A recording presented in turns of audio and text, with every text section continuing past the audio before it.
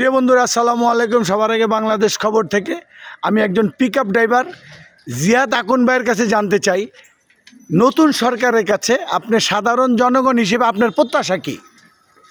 আমার প্রত্যাশা হচ্ছে প্রথমত আমাদের শহীদ ওসমান হাদি ভাইয়ের বিচার চাই, এবং জানি যে বিচারটা হবে না, তারপরও তার বিচার চাই। তারপর হচ্ছে গিয়া দেশে যে চাঁদাবাজি আছে এগুলো যেন মুক্ত হয়, মানুষ যেন সুন্দর ও সুষ্ঠুভাবে চলাচল করতে পারে, এগুলোই প্রত্যাশা করি, আর কিছুই না।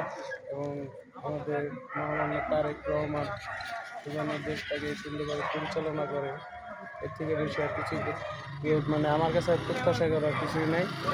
ইনশাআল্লাহ তারেক রহমান যখন আসে তখন বাংলাদেশের নতুন এক বাংলাদেশ নিয়ে করবে, কিন্তু ওসমান হাদি ভাইয়ের বিচারটা অবশ্যই দরকার আমাদের। ধন্যবাদ আপনাকে।